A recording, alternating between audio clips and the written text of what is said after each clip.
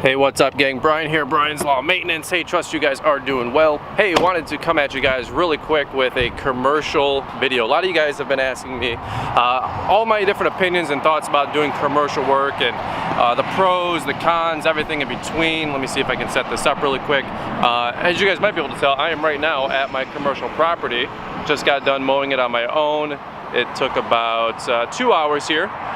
But just by myself today. My guy's got the day off. He's just up north, kind of living the dream. The benefits of being the owner, right? You still got to make it all happen. But a couple things I wanted to talk to you guys about was the ability to cut commercial properties. You know, most of you guys know my business. I'm 99% residential, and I have been for a very long time. In fact, this year was the first year we picked up a commercial property. I had an HOA about 3 years ago, but didn't really count that. And then this year we have our commercial property and a new homeowners association.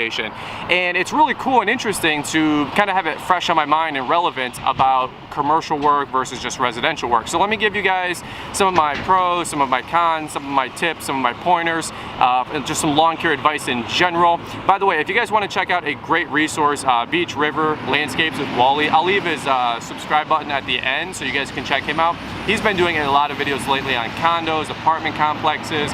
Great guy, great resource, okay? So let's just jump into it really quick. Let me just do a quick video for you guys on this one while I'm done here. It took about 2 hours to do this property, so I'm sweating, so I don't mind taking a few minute break here. The first thing I can give you guys that I have learned and noticed with commercial work, and there's no particular order to this, but in general, there's more money in commercial. Now, if you're doing high-end residential, yes, you can make some more money, no doubt about it. Those people will pay a premium for professionalism and a higher quality service, but nonetheless, with commercial properties, generally, you can make more money. Let's say when you're doing residential, you might be making $60 an hour as a rate. In commercial, you might be making $75 to $80. When you're installing a yard of mulch doing residential, at least around here, you might be getting $60 to $70 per yard installed. Commercial, you can do anywhere from $80 to $100, which is pretty cool. So you can definitely charge more per cut, per mow, per man hour for the work that you're doing with commercial properties, because there is a standard that they need to maintain, and they're going to be paying a premium for that. And number two, they have to pay a premium for that.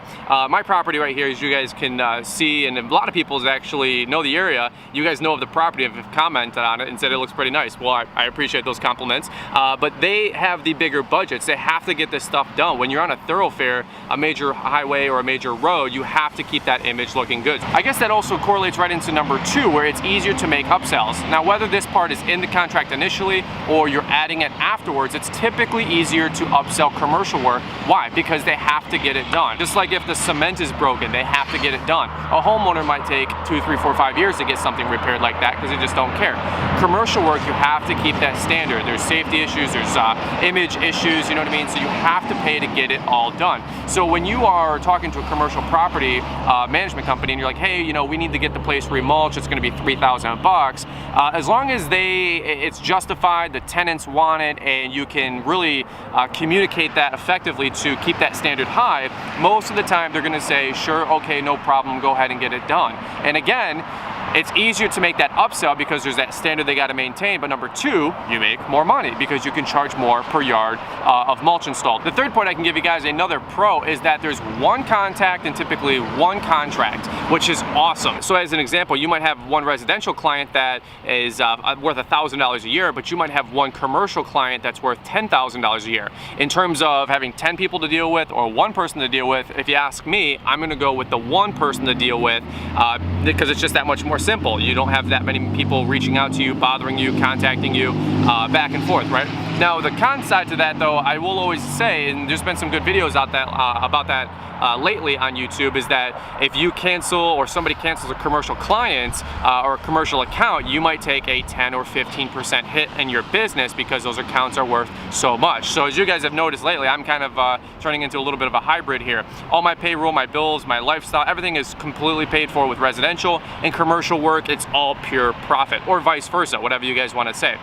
So I see the pros and cons to both. So I just wanted to maybe give you guys some perspective. Another point I can give you, I don't know if this one is 4 or 5, I've kind of lost track, but seasonal work. You can definitely have seasonal snow removal work with residential, but with commercial work, of course, if you're doing snow removal, there's going to be a lot more money into it. So you can do the snow removal and salting again for commercial parking lots because they have to get it done. Residential, it's kind of 50-50. Sometimes the homeowners do it, sometimes the homeowner won't hire you to have that service. So if you have 100 residential clients, you might only get 50 snow accounts. If you had 100 commercial clients, in theory, you're probably going to have 100 commercial snow accounts. So that seasonal income, it's year-round now versus just having a 8 or 9 month season. So I definitely see that as a major pro.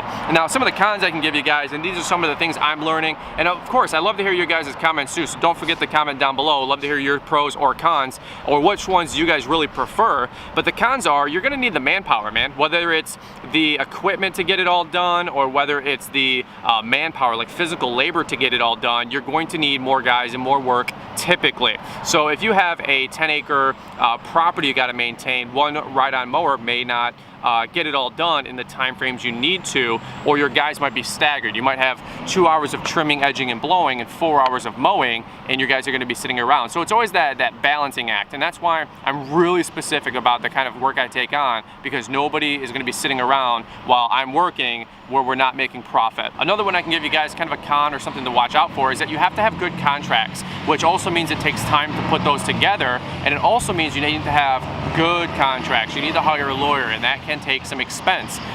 So there's nothing really wrong with that.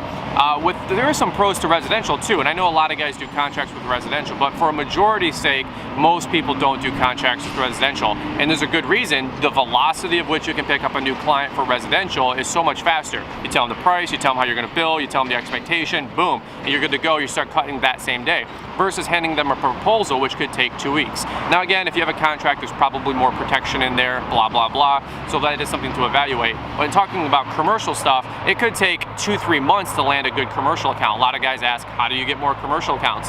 Well, up here in Michigan, everything starts growing March, April. You need to sometimes bid that stuff November, December, January, when budgets are going through, when the season's changing over, and it's always a timing game. A lot of people ask, how do you get commercial stuff?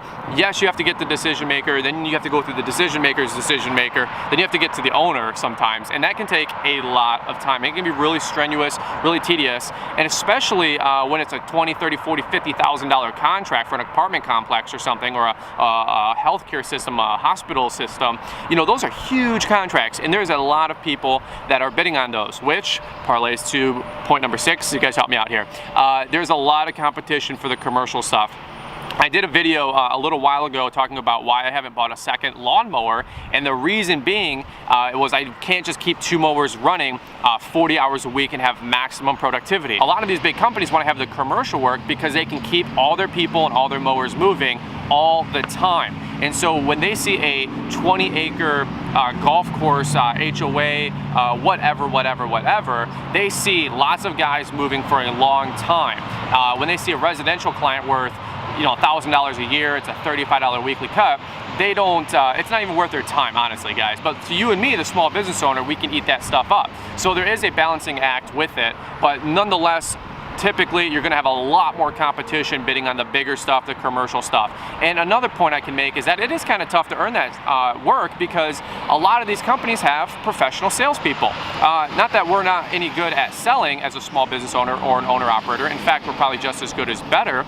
But they have dedicated people that can burn up the phone 40 hours a week, that can make these visits, they can make the face-to-face interactions and go to those job sites and those offices and make that pitch, where sometimes all we can really do is shoot an email off or a phone call off, driving house to house, and you know what? They're gonna win that ground game every time. So guys, I wanna wrap this one up. That was just some of my general lawn care tips, some lawn care advice on the commercial side of things. Love to hear your guys' thoughts. What do you guys prefer? Residential, commercial, or do you guys have a hybrid business model? Love to hear your thoughts. Up here in Michigan, what I normally see is most guys do their commercial work Monday, Tuesday, and then they tear up the Wednesday, Thursday, Friday with all their residential stuff. What's your guys' business plan? Are you guys interested in adding more residential, adding more commercial, diversifying it up? Let me know, shoot a comment down below. It's been a great morning so far. We got 75-degree weather, and it's gonna be beautiful all week. All right, guys, that's pretty much it. Signing off from the commercial property. Don't forget to like and subscribe, and guys, you take care.